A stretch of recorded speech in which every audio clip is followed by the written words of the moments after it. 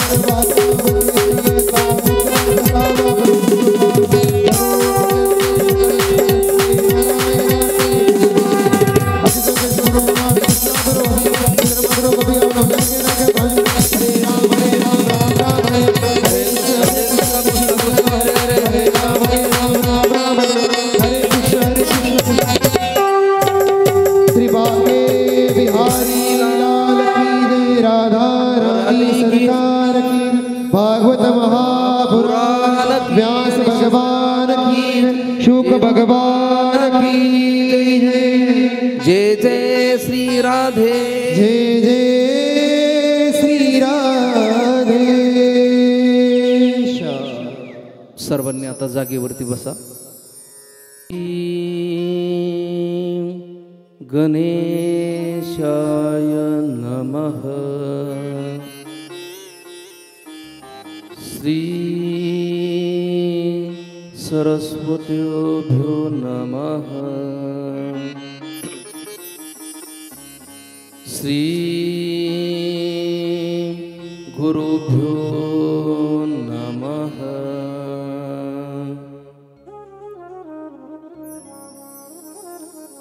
सच्चिदानन्दरूपाय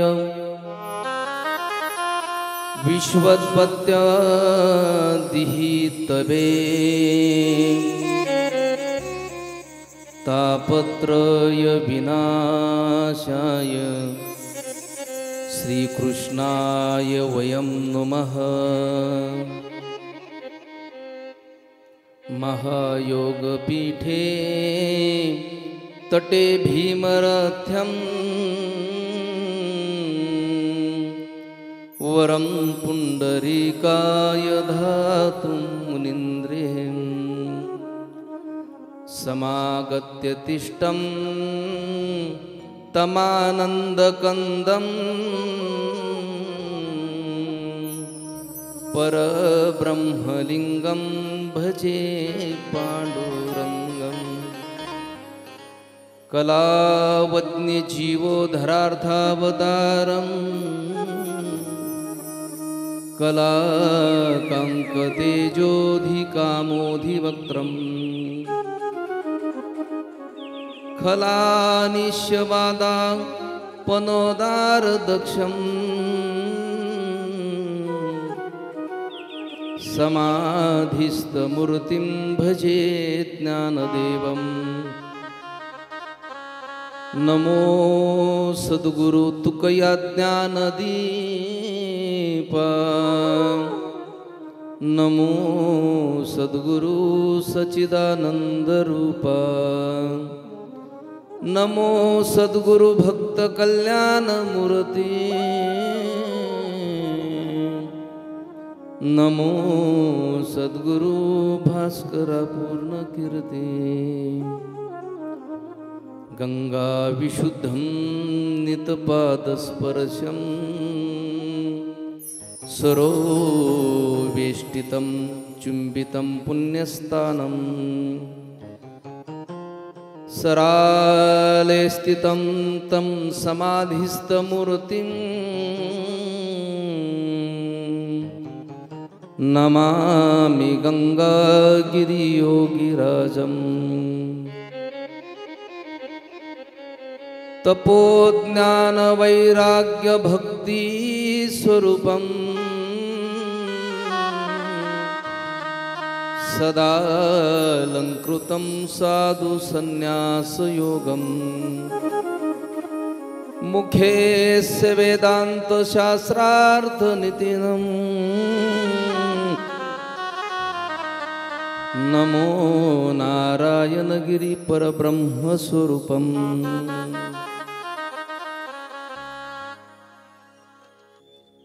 श्री राधे राधे गोविंद गोविंद राधे.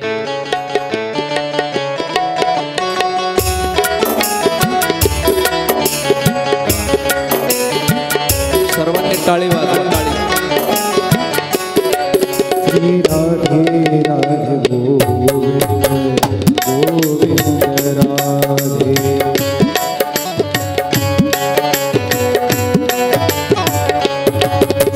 राधे राधे राधे राधे राधे गोविंद राधे.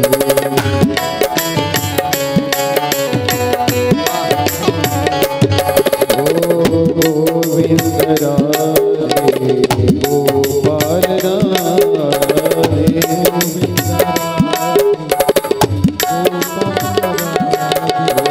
गोविंद राधे गोपाल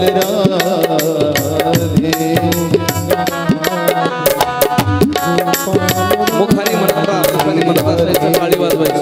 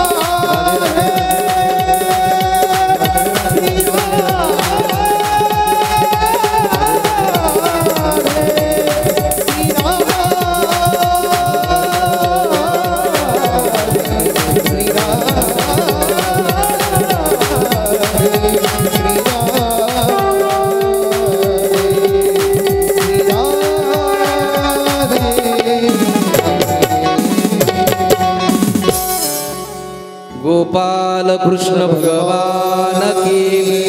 श्रीमद् भागवत महापुराण श्री शुकाचार्य महाराज। जय जय श्री राधे, जय जय श्री राधे।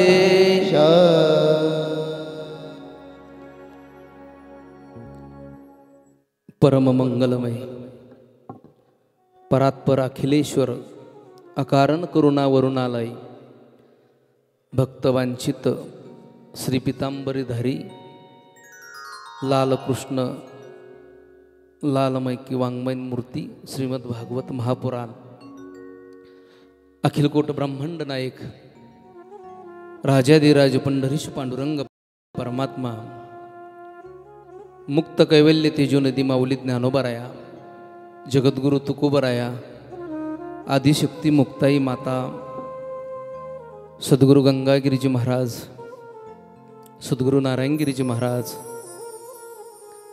महंत गुरुवर्य धर्मरक्षक रामगिरीजी महाराज, महंत गुरुवर्य रामगिरीजी महाराज, महंत गुरुवर्य उद्धवजी महाराज यांच्या चरणी साष्टांग प्रणिपात करून प्रस्तुत प्रसंगी आपण ज्या निमित्ताने या ठिकाणी उपस्थित झालो आहोत ते निमित्त म्हणजे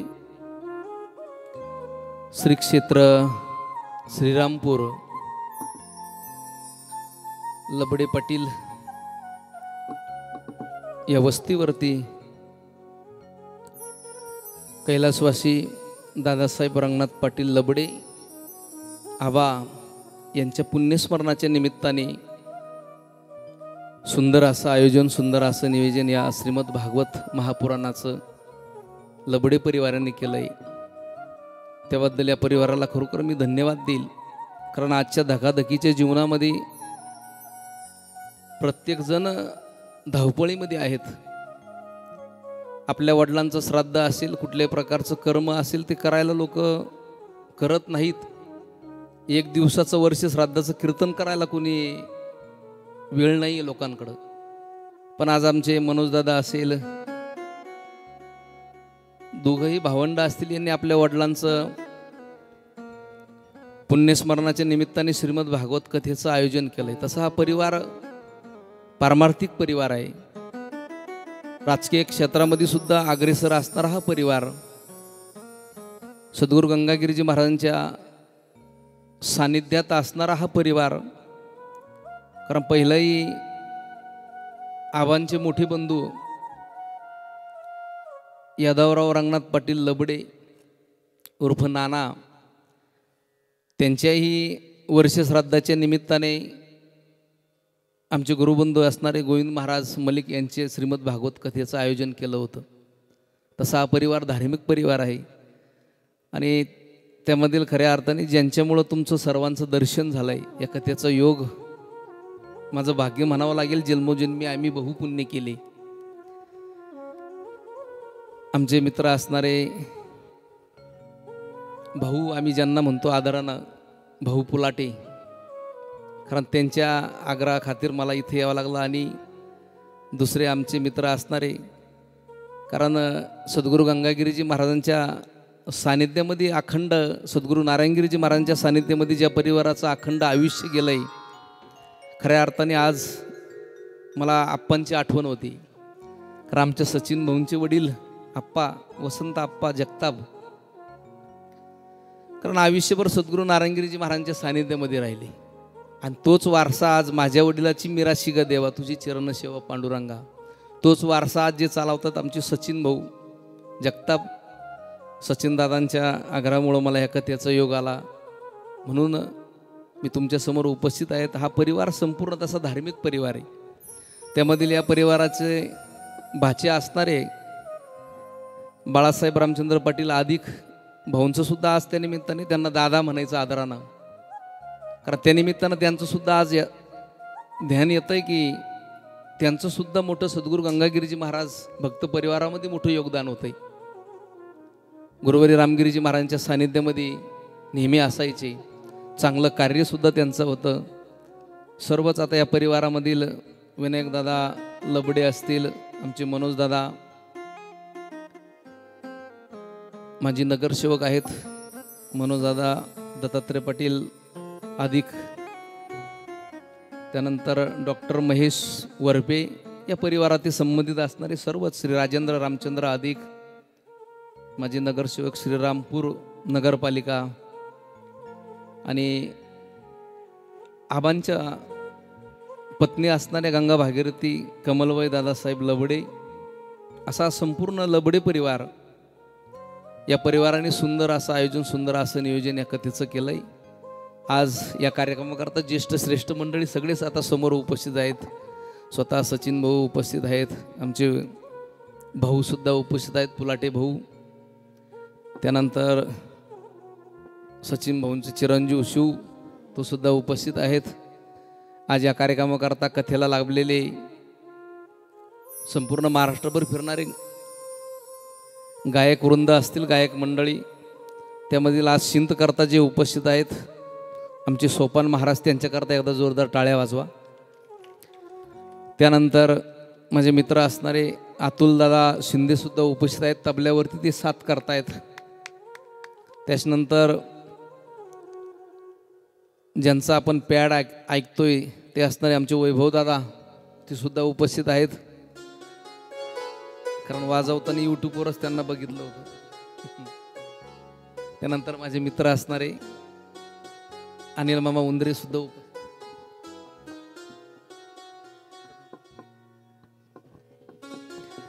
आज या कथेला भेट देण्याकरता, कारण मनोज दादांच्या आग्रहाखातीर माझे आमदार असणारे हेमंत पाटील उगले या सुद्धा उपस्थित राहिलेत आणि आपले करणदादा ससने सुद्धा या ठिकाणी उपस्थित राहिलेत. त्यांच्याकरता एकदा जोरदार टाळ्या वाजवा. म्हणून या परिवाराला खरोखर मी धन्यवाद देईल का ह्या पुण्यस्मरणाच्या निमित्ताने या श्रीमद भागवत महापुराणाचं आयोजन केलंय.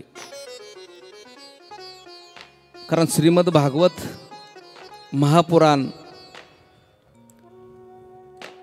कारण काय आहे श्रीमद भागवत महापुराण? भगवंताचे वाङ्मयीन स्वरूप मूर्ती आहे श्रीमद भागवत महापुराण. समस्त वेद उपनिषदाचे सार आहे श्रीमद भागवत महापुराण. सर्व पुराणाच्या कलशस्थानी आहे श्रीमद भागवत महापुराण. व्यावातीत शांती, समाजास क्रांती देणारे आहे श्रीमद भागवत महापुराण. विशुद्ध प्रेमशास्त्र आहे श्रीमद भागवत महापुराण. नरास नारायण प्राप्त करून देणारे आहे श्रीमद भागवत महापुराण. ज्ञान, वैराग्य व भक्तीचा संगम आहे श्रीमद भागवत महापुराण.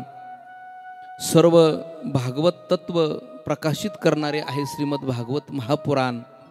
आणि मृत्यू, भय, मुक्ती करून देणारे आहे श्रीमद भागवत महापुराण. आणि पंचम वेद आहे श्रीमद भागवत महापुराण. कारण श्रीमद भागवत श्रवण करायला सुद्धा भाग्य लागतं बरं का. कथा कीर्तन श्रवण करत असताना ते सुद्धा भाग्य माणसाच्या जीवनामध्ये लागत असतं. भाग्योदयन बहुजन्म समर्जितेन सतसंग मंच लभते पुरुषो यदा वै. कारण पूर्वजन्मीचं काहीतरी भाग्य लागतं तेव्हा हे कथा असेल, कीर्तन असेल, हे श्रवण करायला मिळत असतं. म्हणून जन्मो जन्मी आम्ही, जन्मो जन्मी आम्ही बहु पुण्य केले. जन्मो जन्मी आम्ही बहु पुण्य केले. तेव्हा या विठ्ठले कृपा केली. तेव्हा या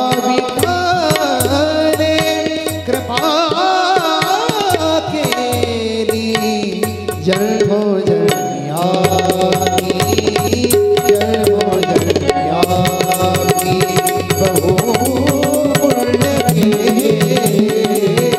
जन्मो जन्मी आम्ही, जन्मो जन्मी. जन्मोजन्मी आम्ही बहुपुण्य केले. सचिन दादा साहेबांना जर जायचं असलं तर मला सूचना करा बरं का. कारण जन्मोजन्मी आम्ही बहुपुण्य केले. तेव्हा या विठ्ठले कृपा केली. कारण प्रारब्धामध्ये असेल तरच हे श्रवण करायला मिळत असते. म्हणून आज कथेचा हा पहिला दिवस आहे. कारण श्रीमद भागवत कथा जर म्हटलं ना, पहिली 3 दिवस कथेचं हा सार कळायला थोडा जड जात असतोय. कारण भगवंताच्या जन्मापासून पुढचा जो भाग आहे तो आता प्रत्येकाच्या श्रवणामध्ये असल्यामुळं, कारण आपल्याकडे 4 वेद आहे, 6 शास्त्र सांगितले शास्त्राने आणि 18 पुराण सांगितले. जे 18वं पुराण आहे ते म्हणजे श्रीमद भागवत महापुराण आहे. कारण भागवतामध्ये 10 लक्षणं सांगितले आहेत. सर्ग आहे, विसर्ग, स्थान, पोषण, उतीये, मनोंतरीये, ईशानू असेल, कथा, निरोग आणि मुक्ती, याच्यामध्ये 5 लक्षणं या श्रीमद भागवत कथेमध्ये. कारण शुकाचार्यांनी राजा परीक्षितीला हे श्रीमद भागवत सांगितलेलं आहे. स्वर्गातील देवांना सुद्धा, कारण एकदा स्वर्गातील देव अमृताचा कुंभ घेऊन शुकाचार्यांकडे आले. कारण श्रीमद भागवत असं पुराण आहे, भगवान परमात्मा ज्या वेळेस निज धामाला निघून गेले ना, त्यावेळेस भगवान श्रीकृष्णाने स्वतःचे मूर्ती स्वरूप, स्वतःचं रूप त्या श्रीमद भागवतामध्ये विलीन केलेलं आहे. म्हणून त्याला आम्ही भगवंताची वाङ्मयीन मूर्तीच त्या श्रीमद भागवतामध्ये, भागवत म्हणजे भगवान श्रीकृष्णच आहे.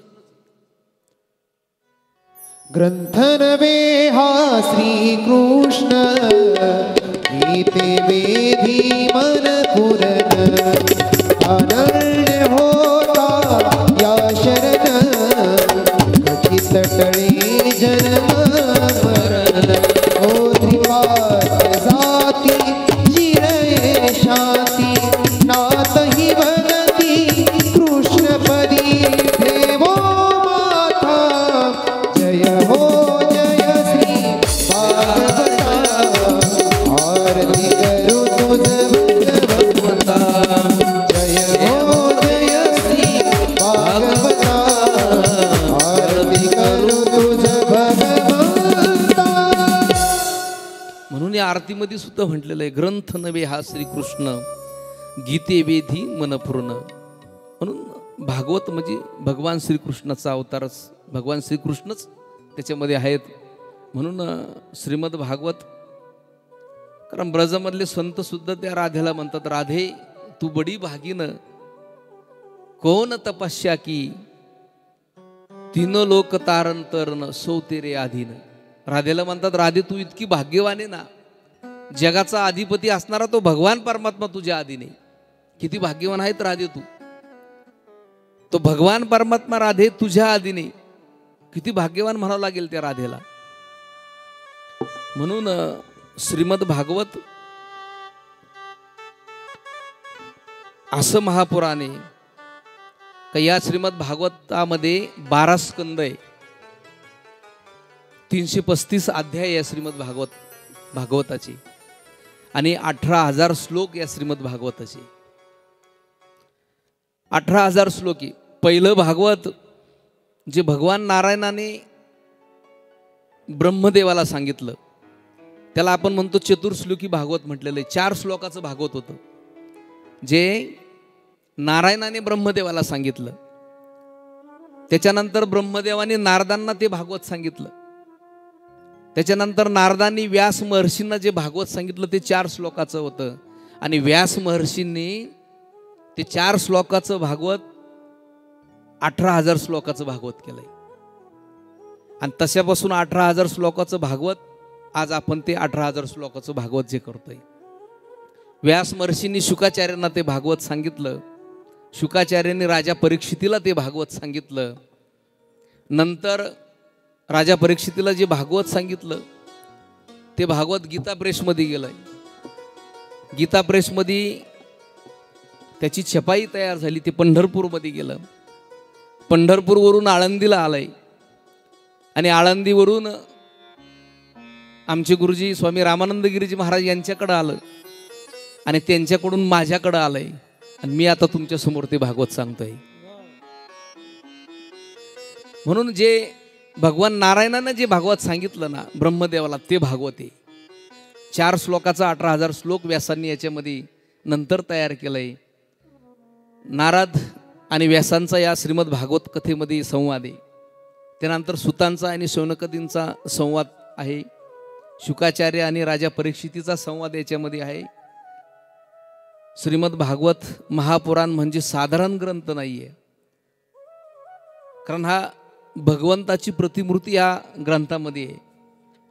म्हणून हे श्रीमद भागवती. कारण या श्रीमद भागवताचं महात्म्य, आपण आता या भागवताच्या महात्म्यामध्ये प्रवेश करत आहोत. सर्वांनी एकाग्र चित्ताने फक्त हा पाठीमागं श्लोक म्हणा. आणि हा श्लोक आपण मागं म्हणत असताना प्रत्येकाने मुखाने म्हणायचे. मी पुढं म्हणेल, तुम्ही पाठीमागं म्हणा. कारण ह्या भागवताचं पुण्य आपल्याला प्राप्त होत असतं. म्हणून आपण हा श्लोक पाठीमागं सर्वांनी म्हणायचे. ताट मानेने बसा. सच्चिदानंद रूपाय सच्चिदानंद रूपाय विश्वोत्पत्त्याधितवे विश्वोत्पत्त्यादिहेतवे तापत्रय विनाशाय तापत्रय विनाशाय श्रीकृष्णाय वयं नुमः. कृष्णाय नमः. सच्चिदानंद रूपाय विश्वोत्पत्त्याधितवे, म्हणजे याच्यामध्ये भगवंताचं वर्णन केलेलं आहे. सत म्हणजे अविनाशी, तिन्ही काळात अस्तित्व ज्याचा आहे तो म्हणजे सत. चित्त म्हणजे स्वयंप्रकाशी, आणि आनंद म्हणजे आनंद स्वरूप असणारा तो सच्चिदानंद भगवान परमात्मा, जो तिन्ही तापाचा नाश करणारा आहे. 3 ताप म्हणजे कोणते? कारण मी अगोदरच म्हणलोय तुम्हाला, थोडं भागवत पहिला दिवस, दुसरा दिवस आणि तिसरा दिवस थोडा जड जात असतो. कारण 3 ताप म्हणजे पहिला ताप आहे आधी भौतिक ताप, दुसरा आदिदैविक ताप आणि तिसरा आध्यात्मिक ताप. कारण 3 तापाचा नाश करणारा हा भगवान परमात्मा आहे. आधी भौतिक म्हणजे, कारण काहीला अपघाताने जावं लागतं, त्याला आधी भौतिक ताप म्हणतात. अचानक जाणं, अपघाती जाणं, त्याला आदिदैविक ताप म्हटले जात आहे, आधी भौतिक ताप म्हटलं जात आहे. आदिदैविक ताप म्हणजे ग्रहांचा त्रास आपल्याला होत असतो, भूत पिशाच, याला आदिदैविक ताप म्हटलेलं आहे. आणि आध्यात्मिक ताप म्हणजे मन, बुद्धी, काम, ह्या अशा आदिभौतिक, आदिदैविक आणि आध्यात्मिक तापाचा नाश करणारा सच्चिदानंद रूपाय विश्वोत्पत्त्याधितवे तापत्रय विनाशाय श्रीकृष्णाय वयं नुमः. असा तो भगवान परमात्मा, तिन्ही तापाचा नाश करणारा तो जगाचा मालक भगवान परमात्मा आहे. म्हणून हे चिंतन करत असताना ते भगवंताविषयी अंतकरणामध्ये भाव पाहिजे. कारण आम्ही आमच्या हिंदू धर्मामध्ये कर्म केले जातात. कारण मनुष्य गेल्यावरती आम्ही म्हणत असतो दशक्रिया विधी असेल, हे कर्मकांड आम्ही जे गरुड पुराणानुसार करतोय ना हिंदू धर्मामध्ये, हे कर्मकांड करत असताना खूप महत्वाचं आहे. जसं हा श्रीमद भागवत कथा आम्ही जर मनुष्य गेल्यावरती आता पुण्यस्मरणाच्या निमित्ताने जर केली तर त्या जीव आत्म्याला मुक्ती मिळत असते. म्हणून श्रीमद भागवत कथेचं आयोजन करावं लागत असतं. तसं आम्ही 13वा करतो, दशक्रिया विधी करतोय. हे सुद्धा कर्मकांड करत असताना हिंदू धर्मामध्ये सूक्ष्म मानलेलं आहे. सूक्ष्म ही क्रिया ही करत असताना भावयुक्त अंतकरणाने आम्ही केली पाहिजे. आमचे पूर्वज गेले, त्यांच्यावर आमची श्रद्धा पाहिजे. आम्ही जे कर्मकांड करतोय ना, ते कर्मकांड करत असताना अंतकरणामध्ये भाव पाहिजे गेलेल्या व्यक्तींविषयी. जसं भगवंताची भक्ती करत असताना अंतकरणामध्ये जर भाव नसेल ना, ती भक्ती काही उपयोगाची नाही. तसं आम्ही जे कर्मकांड करतोय, पिंडदान करतोय, हे पिंडदान करत असताना अंतकरणामध्ये भाव लागतोय. आणि जर अंतकरणामध्ये भाव नसेल, ते केलेलं पिंडदान आमच्या पितरांपर्यंत पोहोचत नाही. आम्हाला तर आमच्या अंतकरणामध्ये भाव जर लागतोच, एकाग्र चित्त लागत असतंय. पण जे गुरुजन ब्राह्मण वर्ग जे श्राद्ध कर्म करतायत का मंत्र उपचारामध्ये, त्यांचं सुद्धा त्या मंत्रोपचारामध्ये एकाग्रचित्त लागतं. नाहीतर आपल्याला कॅसेट लावून पिंडदान करता येईल, नाही करता येणार का? भाव के वश में है भगवान, भाव के वश में है भगवान, वश में है भगवान, वश में है भगवान। भाव बिना सब,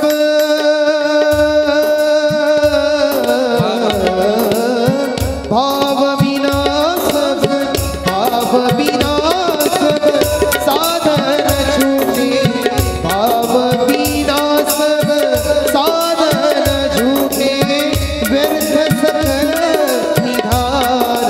भाव के वश में है भगवान, भाव के वश में है भगवान, भाव के वश में है भगवान।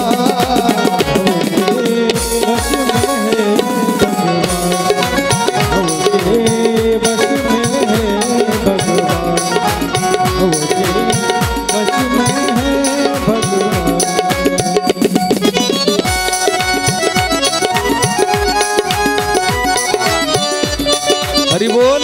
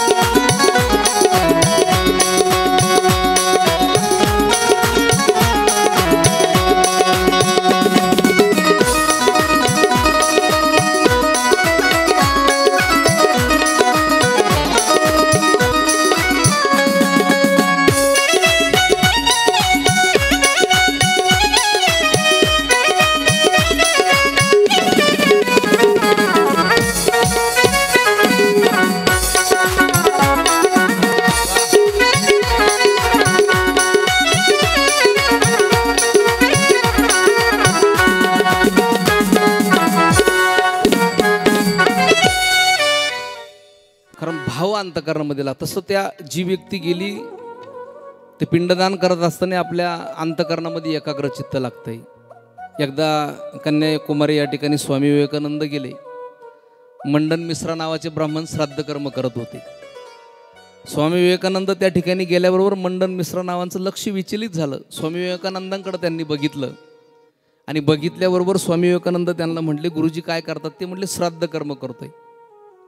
स्वामी विवेकानंद म्हटले, गुरुजी श्राद्ध कर्म असं नसतं. तुम्ही जे मंत्र उपचार करतायत का तुमचं सुद्धा एकाग्र चित्त त्या श्राद्ध कर्मामध्ये लागतं, तरच आमच्या पूर्वजांपर्यंत ते पिंडदान पोहोचतं. तसं पोहोचत नाहीये. म्हणून आपलं सुद्धा एकाग्र चित्त लागतं. आम्ही म्हणत असतो, का करायचं वर्ष श्राद्ध, का करायचं दशक्रिया विधी, का करायचा 13वा? कारण गरुड पुराणानुसार हे कर्मकांड करणं खूप गरजेचं असतंय. कारण जो जीव गेलाय ना, दशक्रिया विधी वेळेस आम्ही म्हणत असतो की तीळ घ्यायला जायचंय. तीळ काय हो त्याचं? तीळ त्याचं प्रतीक आहे. पण तिळाबरोबर आमच्याजवळ असणारं पुण्य आम्ही त्या व्यक्तीला समर्पित करायचे. जो आत्मा गेलाय ना, भगवंताला म्हणायचं, देवा या व्यक्तीनं आयुष्यभर चांगलं कार्य केलं, चांगले कर्म केले, माझ्या जवळचं तिळभर पुण्य त्या व्यक्तीला मी समर्पित करतोय. तीळ घेताना म्हणायचं असतं. म्हणून तिळतिळ पुण्य साचा पडे, आणि ते पुण्य भगवंताच्या दरबारामध्ये त्या व्यक्तीला कामा येत असते. दशक्रिया विधी झाला का त्याच्यानंतर येतो 13वा. कारण दशक्रिया विधी हा विधी आहे. हा 3 दिवसाला करता येतो, 5 दिवसाला करता येतो, 10 दिवसाला करता येतो अडचणीनुसार. पण 13वा मात्र हे शास्त्र आहे. 13व्यामध्ये बदल करता येत नाही. जगात कुठेही जरी आम्ही गेलो ना, शास्त्रामध्ये बदल होत नाही. तसं 13व्यामध्ये आम्हाला बदल करता येत नाही. 13वा हा 13व्याच्याच दिवशी करावा लागत असतो. कारण का करायचा 13वा? आमच्या हिंदू धर्मामध्ये 16 प्रकारचे संस्कार आमच्यावरती केले जातात. आता बऱ्याचशा लोकांना ते 16 संस्कारच माहीत नाही. 16 संस्कार आमच्या हिंदू धर्मामध्ये पद्धती, हे 16 संस्कार आमच्यावरती करत असतात. पहिला संस्कार आहे गर्भधान नावाचा संस्कार. पुंसवन नावाचा संस्कार केला जातोय. क्रिया नावाचा संस्कार करत असतो. श्रीमंत नयन नावाचा संस्कार केला जातोय. हे 5 संस्कार ते लेकरू गर्भात असताना आमच्या हिंदू धर्मामध्ये केले जातात. कारण हिंदू धर्मामध्ये एवढी गोड पद्धत आहे ना, की त्या गर्भावरती सुद्धा संस्कार केले जातात. कारण आमच्या महिला गर्भवती असताना त्या काळामध्ये पिक्चर सिरियल नाही बघितली पाहिजे, त्या काळामध्ये भगवंताचं नामस्मरण मुखाने केलं पाहिजे. वेळ असेल त्या ज्ञानेश्वरीचं वाचन केलं पाहिजे. जगद्गुरु तुकोबारायच्या गाथ्याचं वाचन आम्ही केलं पाहिजे. आणि हे जर आम्ही केलं ना, निश्चितच येणारं लेकरू काहीतरी समाजसेवक म्हणून जन्माला येईल, काहीतरी मोठा महात्मा म्हणून जन्माला येईल. त्या काळामध्ये आम्ही भगवंताचं नामस्मरण केलंच पाहिजे. तुम्हाला लांबचं उदाहरण सांगत नाही, आजही तुम्ही सोशल मीडियाला सर्च करा. सोहम आमजारे नावाचा मुलगा आहे, आळंदी या ठिकाणी 9 वर्षाचा मुलगा आहे, सचिन दादा. आजही तुम्ही सोशल मीडियाला सोहम आमजारे नाव टाका, बरोबर तुम्हाला सगळं लक्षात येईल. तो सोहम आमझारे नावाचा मुलगा आहे, 9 वर्षाचा लेकरू आहे. पण त्या मुलाच्या संपूर्ण ज्ञानेश्वरी मुखतगती, संपूर्ण ज्ञानेश्वरी पाठी, ज्ञानेश्वरीच्या 9000 ओव्यांना त्या मुलाच्या संपूर्ण पाठी. त्याची पूर्वपीठिका आम्ही ज्यावेळेस बघितली ना, कारण 9 वर्षाचा मुलगा आहे, 9000 ओव्या पाठ करणं एवढं सोपं नाही आहे. त्याची पूर्वपीठिका बघितली. त्याची आई गरीब परिवारातील आहे, आळंदी या ठिकाणी राहतात. माऊली ज्ञानेश्वर महाराजांवर एवढी मोठी श्रद्धा आहे त्या परिवाराची. आई माळी बनवायचं काम करते, त्या माळी बाजारात विकतात.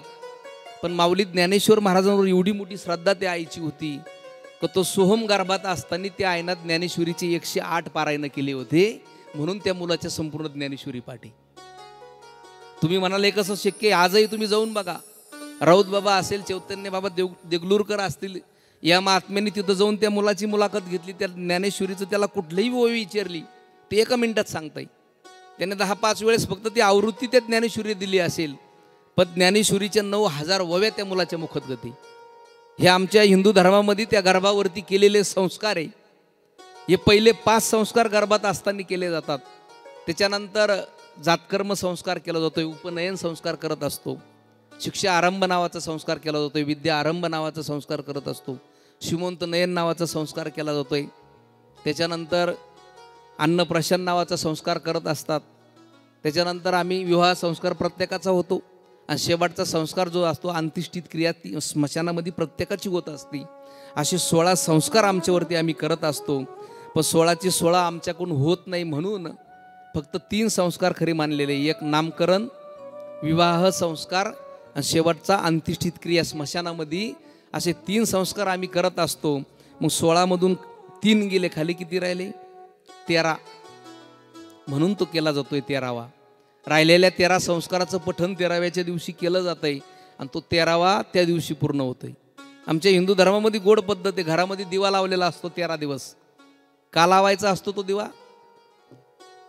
कारण घरामध्ये दिवा लावलेला असतो ना, तो दिव्याच्या स्वरूपामध्ये तो आत्मा घरामध्ये स्थित असतोय, म्हणून तो दिवा 13 दिवस लावायचा. एकदा का 13वा झाला, त्या आत्म्याचा मार्गक्रमण सुरू होतो. आत्मा वर्ष श्राद्धाच्या दिवशी भगवंताच्या दरबारामध्ये उपस्थित होतो आणि त्या ठिकाणी चित्रगुप्त नावाचा वकील असतो. तो आमची फैल भगवंताच्या समोर ठेवतो, आम्ही आयुष्यभर काय कर्म केले असेल, आणि त्या सगळ्या कर्माचा लेखाजोखा होतो. आणि त्या दिवशी जगाचा मालक ठरवतो आम्हाला पुनर्जन्म द्यायचा, नरकाला पाठवायचं का भगवंताच्या चरणाजवळ जागा द्यायची. भगवान परमात्मा ठरवत असतो. म्हणून जीवन जगत असताना माणसाने पहिल्यांदा कर्म चांगले केले पाहिजे. आमच्याबरोबर फक्त कर्म येणार आहे, दुसरं काही येणार नाही. आम्ही जीवन जगत असताना नुसतं गण लावले माळ घालणे याला परमार्थ म्हणत नाही. पण आमच्या जीवनामध्ये आम्ही जीवन जगत असताना आम्ही कसं जीवन जगतोय, आमच्यापासून दुसऱ्याला त्रास नको, हा जरी मंत्र आम्ही जीवनामध्ये अंमलात आणला ना, तरी हा सगळ्यात मोठा परमार्थ आहे. तुम्ही कोणत्याही क्षेत्रामध्ये काम करत असू द्या. आजही आता या ठिकाणी आमदार साहेब आलेले, आमचे करणदादा ससाने या ठिकाणी उपस्थित. हे लोक सुद्धा राजकीय क्षेत्रामध्ये काम करतायत. ज्या त्या क्षेत्रामध्ये काम करत असताना प्रामाणिकपणाने आम्ही काम केलं, ते आज समाजाचं एक काम करताय, हा सुद्धा सगळ्यात मोठा परमार्थ आहे ना. ज्याला गरज असेल त्याला मदत करणं म्हणजे हा सगळ्यात मोठा परमार्थ आहे. मग आम्ही नाही समजायचं का नुसतं आम्ही गण लावला माळ घालणे आमचाच मोठा परमार्थ नाही. समाजामध्ये ज्याला गरज असेल ना त्याला मदत करा, हा सगळ्यात मोठा परमार्थ. त्याच्यापेक्षा काय परमार्थ? गीतेमध्ये भगवंतांनी काय सांगितलं? धर्म सांगितलाय. माणसाचा धर्म काय हे सांगितलं. एखाद्या देवाची स्तुती नाही आहे त्याच्यामध्ये. जीवन जगत असताना माणसाने कसं वागलं पाहिजे, कसं राहिलं पाहिजे. चांगलं व्यक्तिमत्व जन्म घेत नसतं, ती निर्माण करावं लागत असतं. आदत बुरी सुधारलो, बस हो गया भजन. आदत बुरी सुधारलो, बस हो गया भजन. बुरी सुधार लो हो गया भजन। आदत बुरी सुधार लो बस हो गया भजन। हो आदत बुरी सुधार लो बस हो गया भजन। मन की तरंग मार लो, मन की तरंग मार लो बस हो गया भजन। आदत बुरी सुधार लो बस हो गया भजन। वाह वाह आदत बुरी सुधार लो बस हो गया भजन।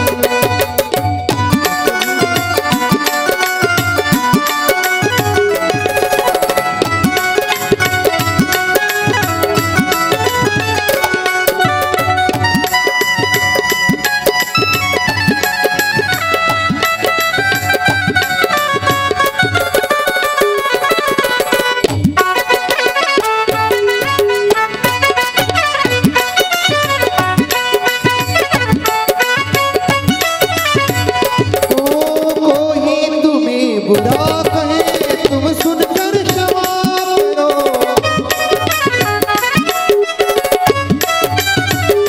कोई तुम्हें बुरा कहे तुम सुनकर क्षमा करो। वाणी का शोर संभाल लो, वाणी का स्वर संभाल लो बस हो गया भजन। आदत बुरी सुधार लो बस हो गया भजन। आदत बुरी सुधार लो बस हो गया भजन। आदत बुरी सुधार लो बस हो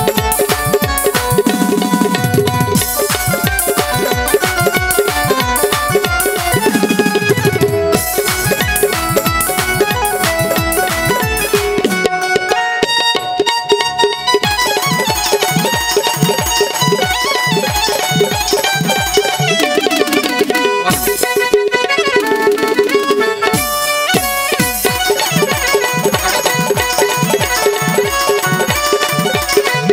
ओ मन की तरंग मार लो,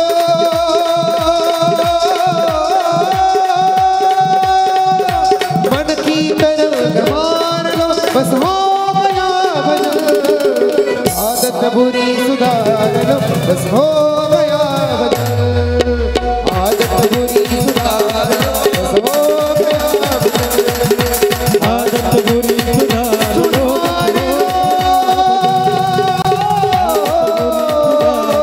बस हो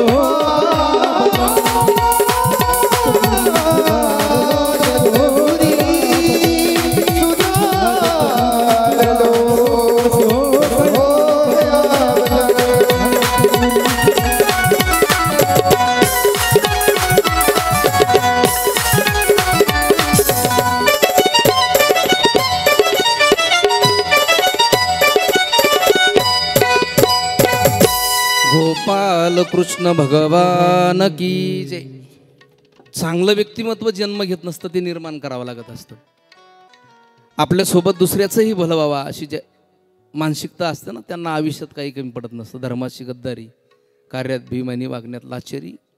म्हणून या ठिकाणी हेमंत उगले साहेब सुद्धा उपस्थित झाले, त्यांनाही धन्यवाद देतो. आमचे करणदादा ससाने, त्यांनाही धन्यवाद देतो.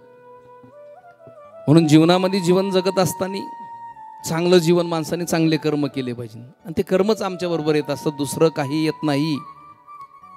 कारण ज्याला दुःखाची जाणीव असते ना, त्याला सुखाचीही किंमत असते. आपण जे दिवस काढले आहेत त्याची नेहमी माणसानं जाणीव ठेवली पाहिजे. नो सुंदर चेहरा म्हातारा होतोय, बलाढ्य शरीर गळून पडतं, सत्ता संपत्ती पद अधिकार हे सुद्धा एक दिवस काळाच्या ओघात निघून जाणार आहे. खाली राहणारे तो फक्त आपण केलेला परमार्थ आणि चांगले कर्मच आमच्याबरोबर येणारे. जीवनामध्ये दुसरं काही येणार नाही.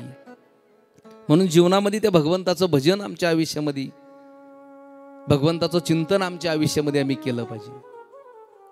आणि ते चिंतन भजन करत असताना अंतकरणामध्ये भाव लागतोय, भगवंताला वंदन का करायचं? कारण शरीरानं नाही, मनाने वंदन केलं पाहिजे. आणि देवाला जर वंदन केलं ना, देव त्याच्यामध्ये बांधला जातो. कारण आम्ही सुखामध्ये भगवंताचं ध्यान नाही करत, पण ज्यावेळेस दुःख आमच्यावर जर आलं ना त्यावेळेस आम्ही भगवंताचं ध्यान करत असतो. आणि सुखामध्ये जर आम्ही ध्यान केलं तर दुःखामध्ये ध्यान करण्याची गरजच राहणार नाही. अखंड त्या भगवंताला आम्ही आठवत राहिलं पाहिजे, अखंड त्या भगवंताचं नामस्मरण आम्ही केलं पाहिजे. म्हणून सच्चिदानंद रूपाय विश्वोत्पत्त्याधीतय तापत्रय विनाशाय श्रीकृष्णाय वयम नमः. कारण हा महात्म्यामधला पहिला श्लोक आहे श्रीमद भागवताचा. यामध्ये श्रीमद भागवत नेहमीच्या अरण्यामध्ये 88,000 संत त्या ठिकाणी सगळे एका ठिकाणी गोळा झाले. आणि त्या ठिकाणी आल्यावर तर सूतजी म्हणजे व्यास महर्षी जी होते ना, व्यास महर्षींचे शिष्य सूतजी महाराज.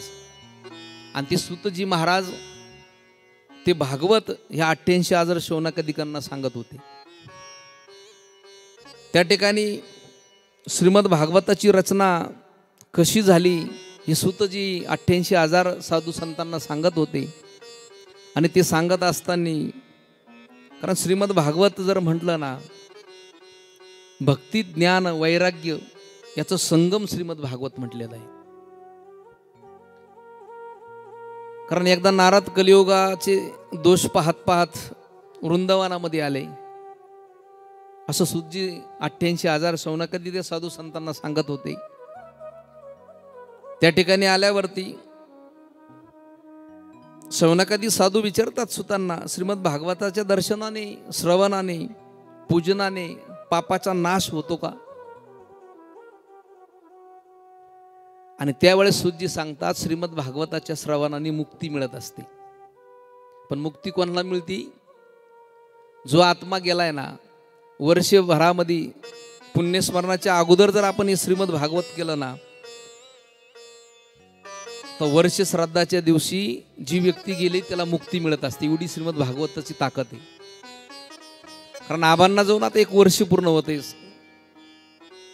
आणि ह्या भागवत कथेमुळं भागवताच्या श्रवणाने त्यांना मुक्ती मिळणार आहे. कारण मी अगोदरच बोलून गेलोय, ह्या आत्म्याला जायला 1 वर्ष लागतं. या वर्ष श्राद्धाच्या दिवशी आत्मा त्या भगवंताच्या दरबारामध्ये उपस्थित होतो. कधी? वर्ष श्राद्धाच्या दिवशी. आणि आम्ही प्रत्येक एक मासिक श्राद्ध करतोय, प्रत्येक महिन्याला जे श्राद्ध करत असतोय ना, मग त्याच्यामध्ये वेगवेगळ्या प्रकारचे आम्ही नैवेद्य देतोय ना, वेगवेगळे पदार्थ असतात त्याच्यामध्ये. का प्रत्येक महिन्याला जो नैवेद्य जो असतो ना, जो आत्मा गेला, कारण आधुनिक लोकांना थोडं जड जातं बरं काही सांगत असताना.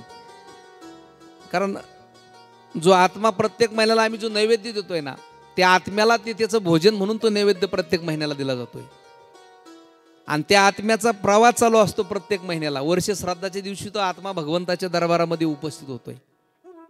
पण त्या व्यक्तीच्या नावाने आम्ही जे पुण्यस्मरणानिमित्त जे दान करत असतो बघा, अन्नदान असेल, ज्ञानदान असेल, म्हणजे श्रीमद भागवत असेल, अन्नदान आम्ही करत असतोय. आता नंतर आमचे मनोजदादा या परिवाराने नंतर भोजनाचं सुद्धा अन्नदान आहे. नंतर हे जे अन्नदान करू ना, हे अन्नदान केलेलं ज्ञानदान असेल, काही दान वस्तुदान असेल, ब्राह्मणाला दान असेल, कोणालाही दान असू, ते केलेल्या दानाचं पुण्य त्या व्यक्तीच्या पारड्यामध्ये पडत असतं. त्या व्यक्तीला भगवंताच्या दरबारामध्ये कामं येत असते. वर्ष श्राद्धाच्या दिवशी हे सगळं पुण्याचा लेखाजोखा भगवान परमात्मा करतो. आणि त्या दिवशी त्या व्यक्तीला भगवंताच्या दरबारामध्ये मुक्ती मिळत असते. आता श्रीमद भागवत कथा म्हणजे साधी नाही, स्वतः भगवान श्रीकृष्णाचं प्रतिम मूर्ती त्याच्यामध्ये. आणि हे आबाला वर्ष श्राद्धाच्या दिवशी सर्व केलेले कर्म आम्ही जे करतोय, ज्ञानदान अन्नदान, ते त्यांना त्या दिवशी कामं येणार आहे. आणि ह्या श्रीमद भागवत कथेमध्ये आत्मदेव ब्राह्मणाची कथा आलेली. कारण आत्मदेव ब्राह्मण असा होता, गडगंज पैसा आहे, भरपूर धन आहे आत्मदेव ब्राह्मणाकडे, कशाचीच कमी नाही. कारण श्रीमद भागवत कथेच्या श्रवणाने त्या व्यक्तीला मुक्ती कशी मिळते त्याच्यामधला हा विषय. आत्मदेव ब्राह्मणाला पुत्रप्राप्ती नाही. दुःखी अंतकरणाने तुंगभद्रा नदीच्या काठावरती जाऊन बसला. धन भरपूर आहे, कशाचीच कमी नाहीये. पण त्याला सारखी एक आत्मदेव ब्राह्मणाला चिंता वाटायची, आपल्याकडे कशाचीच कमी नाही, पण आपल्या पोटी संतती नाहीये, मुलबाळ काहीच नाहीये. एवढी मोठी संपत्ती आपल्याकडे आहे, ही कशा करताय? दुःखी होऊन गेला, तुंगभद्रा नदीच्या काठावरती जाऊन बसला. आणि त्या ठिकाणी बसल्यावरती एक साधू महात्मा नदीच्या काठाने चालत होते. तिने आत्मदेव ब्राह्मणांना बघितलं आणि बघितल्याबरोबर जवळ आले साधू महात्मा. म्हणले, आत्मदेव ब्राह्मण, तुम्ही चिंतातूर दिसतात, दुःखी अवस्थामध्ये दिसतात, काय भानगडे? म्हटले, सांगा मला. आत्मदेव ब्राह्मणाने त्या साधूला संपूर्ण आख्यायिका सांगितली. माझ्या जीवनामध्ये कशाचीच कमी नाही, धन भरपूर आहे, संपत्ती भरपूर आहे, सगळं आहे, पण मला पुत्रप्राप्ती नाही होत, मुलगा होत नाही. साधूनं आत्मदेव ब्राह्मणाचं कपाळ बघितलं, सांगितलं, आत्मदेव ब्राह्मण, या जन्मामध्ये तरी तुम्हाला पुत्रप्राप्ती होणार नाही, कारण ललाटीची लेहले नामुडे काही केले. सटवीना आमच्या कपाळावरती 5वीच्या दिवशीच टाकलेला आहे, कारण त्या सटवीना 5वीच्या दिवशी येऊनच आमचं भविष्य लिहिलेलं आहे. आम्हाला खरं वाटत नाही, पण आमच्या कर्मानुसार त्या सटवीना आमचं भविष्य लिहिलेलं असतं, मागच्या जन्माच्या कर्मानुसार. त्या दिवशी सटवीनं आमचं कर्म लिहिती. सटवीची या रातेंना विसंभाव्य वाते. जुन्या काळामध्ये मातावर्ग काय करायचे, रात्रभर दिवा तैवत ठेवायच्या, कारण त्यांना माहीत असायचं 5वीच्या दिवशी सटवी येईल, माझ्या बाळाचं भविष्य लिहील. पण ती लिहित असताना घरात जर अंधारा असेल तर तिच्याकडून काही शब्द चुकू नये म्हणून तो रात्रभर दिवा चालू ठेवायचा. त्यांची समज होती त्या काळामध्ये. तो पाठ मांडलेला असायचा, आहे का नाही? आता इथं बसलेलं आहे बरेच अजीब, त्याच्यावरती ते सटवीचं भिंतीवरती चित्र काढलेलं असायचं. आजची गोष्ट वेगळी, आजचं सगळंच हॉस्पिटलमध्ये, बारी बिन पाची बी. आजचा काय विचार करता? म्हणजे सटवी त्या दिवशी येते. माऊलीत, मी नाही म्हणत माणसं, माऊलीत ज्ञानोबा म्हणतात, सटवीची या रातेंना विसंभाव्य वाते. सटवी ज्या दिवशी यायची त्या दिवशी तो दिवा रात्रभर न विसंभाव्य वाते. वाते म्हणजे दिवा रात्रभर चालू ठेवला पाहिजे. माऊली म्हणतात, ललाटीचे लिहिले ना मोडे काही केले. सटवीनं जे आमचं कपाळावरती लिहिलं ना तेच आमचं भविष्य, तेच आमचं आयुष्य राहणारी. त्याच्यात बदल होत नाही. दुःख कमी होतंय, पण कधी? भगवंताच्या नामस्मरणाने.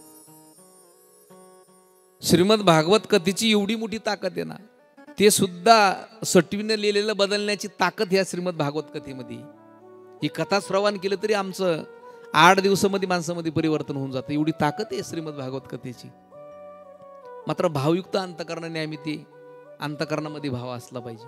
रात्रभर भजन करतोय, आयुष्यभर परमार्थ करतोय, पण अंतकरणामध्ये जर भाव नसेल ना, ते भजन आमचं काहीच कामाचं नाही, काहीच कामाचं नाही.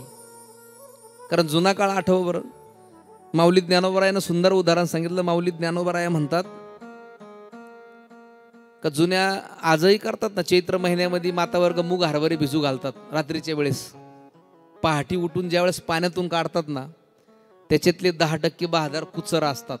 रात्रभर पाण्यात राहतो, कुचर असतो. तसं माऊली म्हणतात, रात्रभर भजन करतोय, आयुष्यभर परमार्थ करतोय, आणि कुचर असतो. शुद्ध भावे बिन जे भक्ती, तेशी दांबिक जाण निश्चिंती, अपक्वची राहे प्राप्ती काकर जात मुगाची म्हटलेलं आहे माऊलीनं. काकर म्हणजे कुचर जात मुगाची माऊली म्हणते. तसं अंतकरणामध्ये भाव पाहिजे, आणि भाव जर नसेल केलेली भक्ती काहीच कामाची नाही.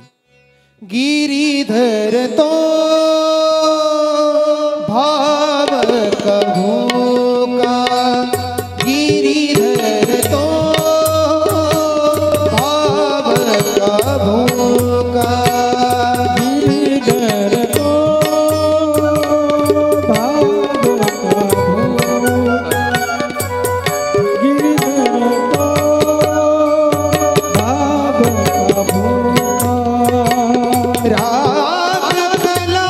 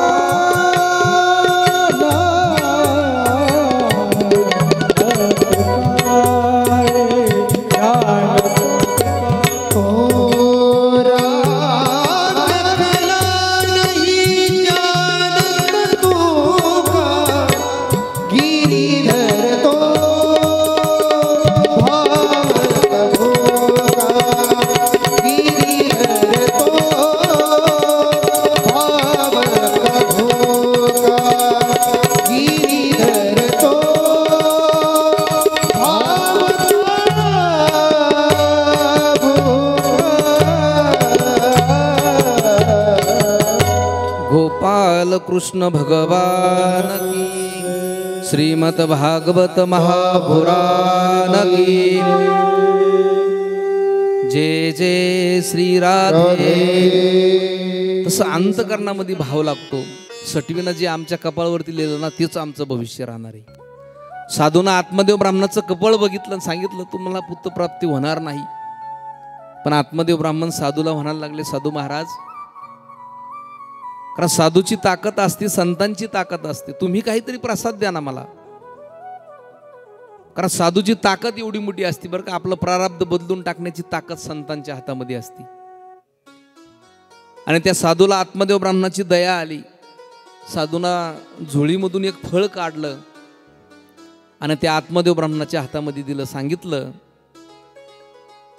तुझ्या पत्नीला हे फळ खाण्याकरता दे प्रसाद म्हणून, 1 वर्षांनी मुलगा होईल म्हटले. आत्मदेव ब्राह्मणाला खूप आनंद झाला. आनंद झाल्यावर घरी आला. आत्मदेव ब्राह्मणाच्या पत्नीचं नाव होतं धुंदुली. घरी आल्याबरोबर धुंदुलीला सांगितलं, अरे एका साधूने आपल्याला फळ दिलं म्हटले, हे फळ तू खा, आपल्याला 1 वर्षाने मुलगा प्राप्त होईल म्हटले. पण ती धुंदुली अशी होती की तिची श्रद्धा साधूवरती नव्हती, भगवंतावरती श्रद्धा नव्हती. ती म्हणली फळ खाल्ल्यानं कुठं पुत्रप्राप्ती होत असते का. आणि त्याच दिवशी त्या धुंदुलीची बहीण त्या ठिकाणी आलेली होती. बहीण सुद्धा म्हणली, अरे कशाने फळं खाल्ल्यानं मुलं होत असतात का. शेवटी ब्राह्मण बाहेर निघून गेले. आत्मदेव ब्राह्मण त्या धुंदुलीनं काय केलं, ते फळ एका गाईला, आपल्या दरवाजासमोर गाय बांधलेली होती, त्या गाईला फळ चारलं, ते खाऊन टाकलं गाईना.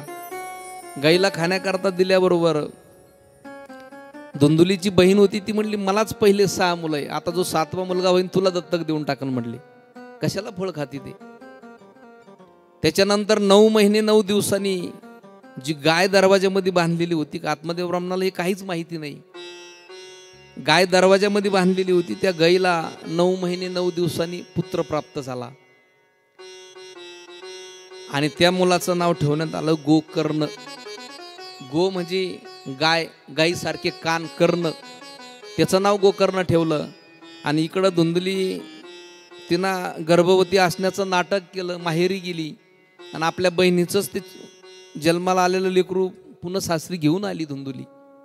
आल्याबरोबर तिनं त्या धुंदुलीने त्या मुलाचं नाव ठेवलं धुंदुकारी. आणि हा गायीपासून झालेला हा गोकर्ण. आत्मदेव ब्राह्मणाला एवढा आनंद झाला. प्रारब्धामध्ये पुत्रप्राप्ती नव्हती, पण भगवंताने आता 2-2 मुलं दिले म्हणले. एवढा आनंद झाला त्या आत्मदेव ब्राह्मणाला. पण जो गोकर्ण होता तो इतका साधू वृत्तीचा होता, तीर्थयात्रा करायचा, विचार चांगले होते. आणि पण हा जो धुंदुकारी जो होता का, तो लाडात वाढलाय. स्वतःचा मुलगा समजून इतका लाड केला त्या धुंदुकारीचा, त्या धुंदुलीना. तर लाडामुळे तो मुलगा इतका वाया गेला, त्याला कशाचीच कमी नव्हती. कारण जीवनामध्ये जीवन जगत असताना मी नेहमी म्हणत असतो बरं का, आमच्या मुलांकरता म्हणजे पुढच्या पिढीकरता प्रॉपर्टी कमवून ठेवू नका. प्रॉपर्टी कमवण्याची दानत त्याच्यामध्ये निर्माण करा. प्रॉपर्टी कमवण्याची लायकी त्याच्यामध्ये निर्माण करा. गडगंज प्रॉपर्टी कमवून ठेवा, पण ते जर नालायक निघलं तर एका दिवसात विकीन ना. मग देत असताना आमच्या मुलांना आम्ही काय दिलं पाहिजे, चांगले विचार आमच्या मुलांना दिले पाहिजे. आमच्या मुलांच्या हातामध्ये माऊली ज्ञानेश्वर महाराजांची ज्ञानेश्वरी जर दिली ना, आमचा मुलगा कधीच वाया जाणार नाही. जगद्गुरु तुकोबरायचा गाथा आमच्या मुलांच्या हातामध्ये जर दिला तर आमचा मुलगा कधीच वाया जाणार नाही. म्हणून द्यायचं असेल तर चांगले विचार आमच्या मुलांना द्या, दुसरं काही देऊ नका. आजही सद्गुरू नारायणगिरीजी महाराजांच्या सानिध्यामध्ये जे घरं आले ना, जे लोक महाराजांच्या सानिध्यामध्ये आले ना, ते अजून बिघडले नाही. ही ताकद त्या संतांची होती. म्हणून जीवनामध्ये जीवन जगत असताना संतांच्या विचारानं आम्ही चाललो पाहिजे. संतांच्या सानिध्यामध्ये जर आम्ही चाललो ना, कधीच मनुष्य बिघडत नाही. कारण ही महाराष्ट्र ही संतांची भूमी आहे. देशाला देवभूमी म्हटलेलं आहे, पण आमच्या महाराष्ट्राला संत भूमी म्हटलेलं आहे. का तर ह्या महाराष्ट्रामध्ये जेवढे संत जन्माला आले ना, एवढे संत आतापर्यंत कुठेही जन्माला आले नाही. संतांची ताकद आहे ती. माझं नेहमी वाक्य असतं, आमच्या महाराष्ट्रामध्ये संत जर जन्माला आले नसते ना, तर आमच्या महाराष्ट्राचा बिहार किंवा पाकिस्तान व्हायला वेळ लागला नसता. ही ताकद त्या संत महात्म्यांची.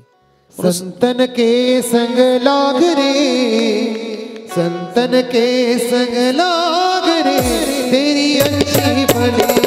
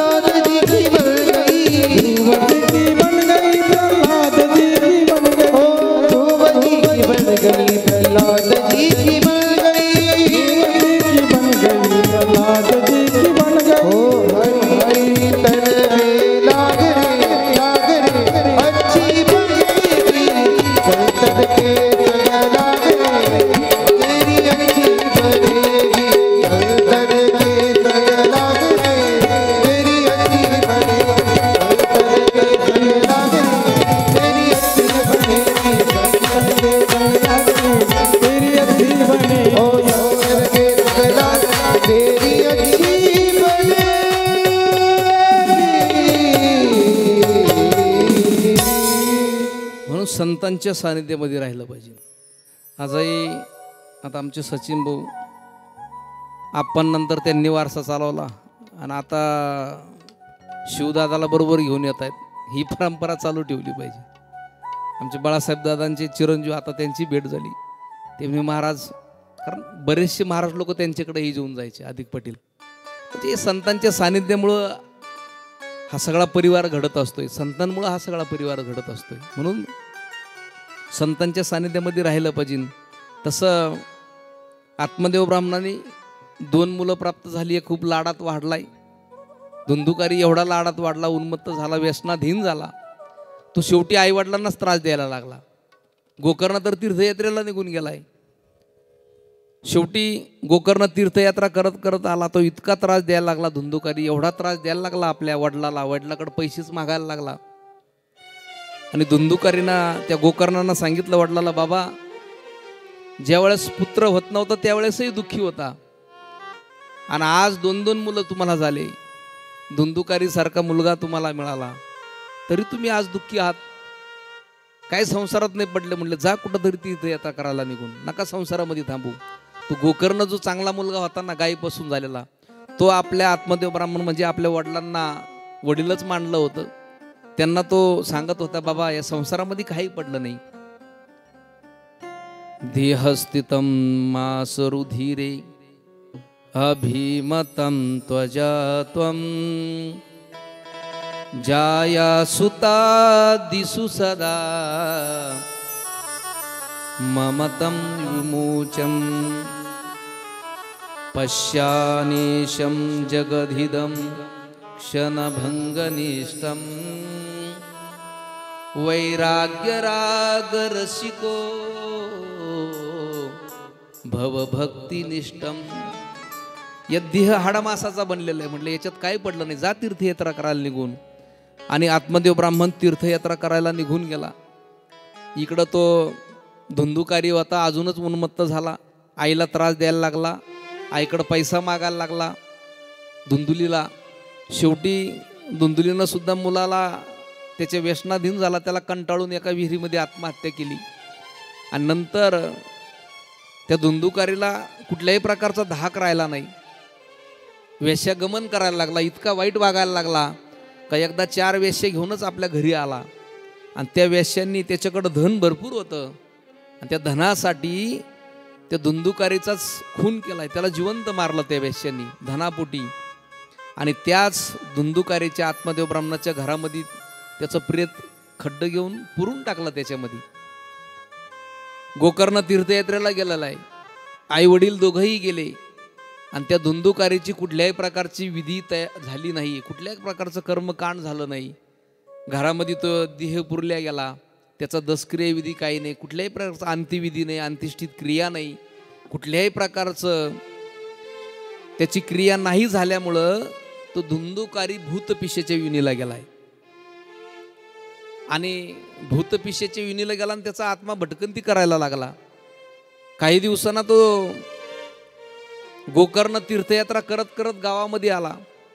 जे आपला वाडा होता त्या वाड्यामध्ये येऊन झोपला. त्याला सगळी माहिती मिळाली.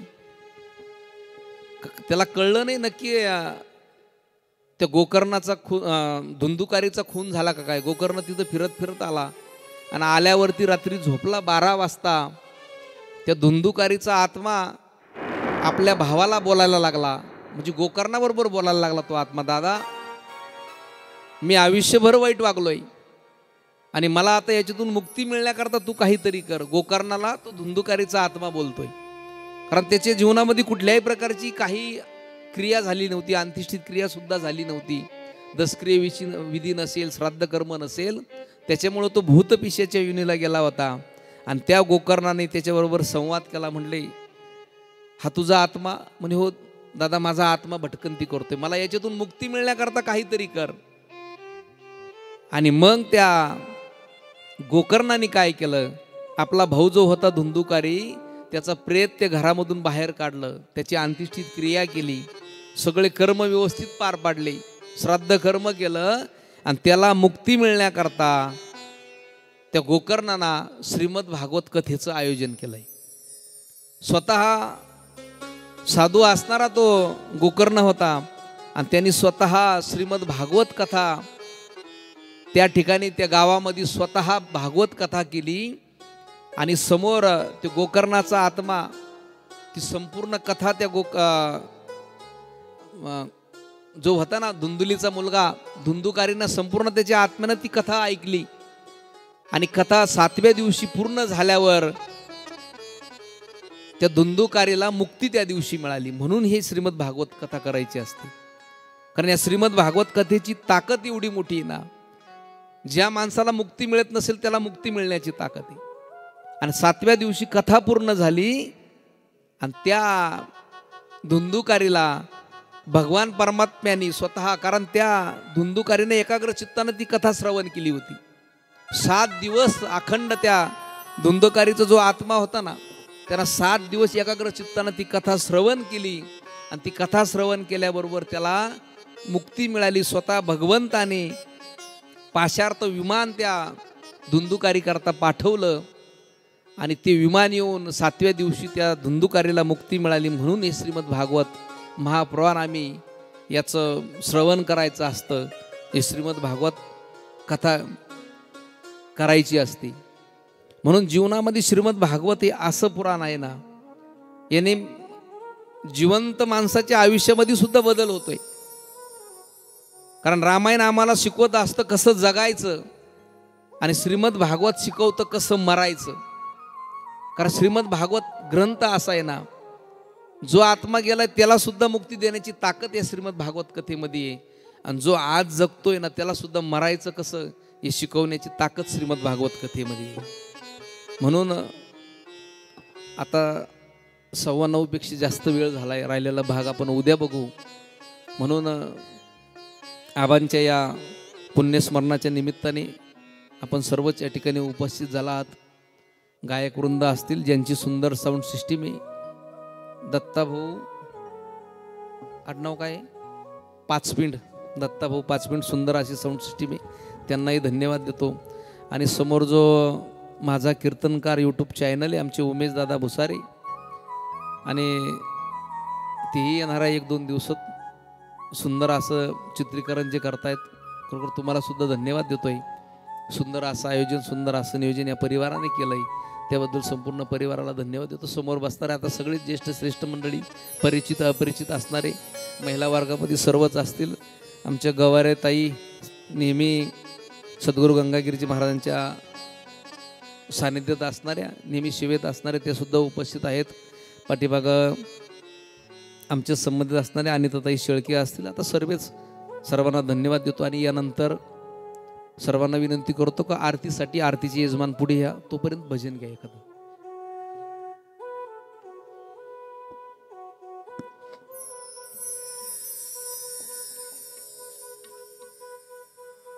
गोविंद हरे मुरारी नाथ नारायण वासुदेवा. गोविंद हरे मुरारी नाथ नारायण वासुदेवा. श्री कृष्ण गोविंद हरे मुरारी नाथ नारायण वासुदेवा. गोविंद हरे मुरारी हे नाथ नारायण वासुदेव. ओ हे नाथ नारायण वासुदेवा. हे नाथ नारायण वासुदेवा.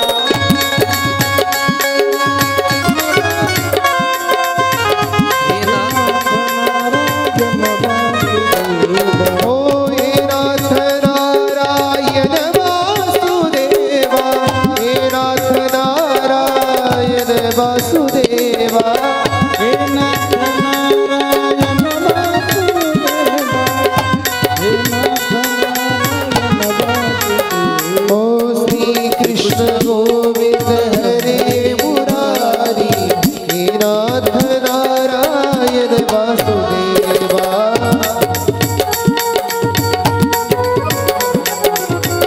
हे नाथ नारायण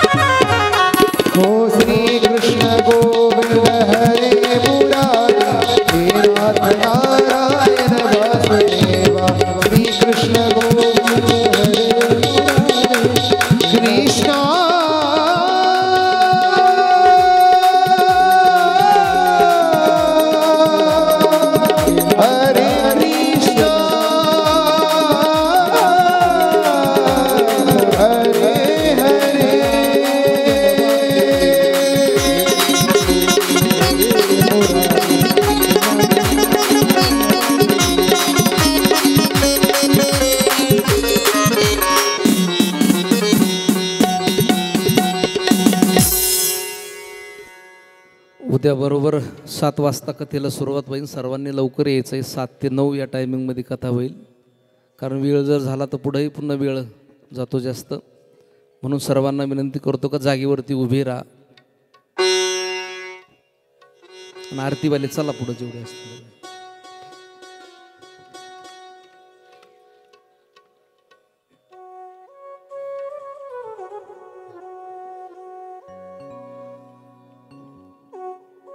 कर्पूर गौर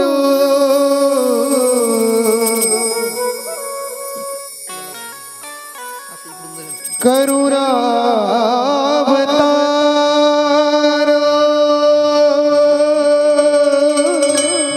संसार सार भुजगेंद्रहार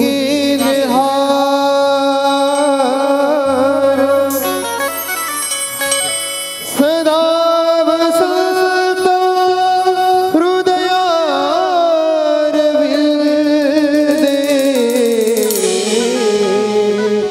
भव भवानी भवानी भवानी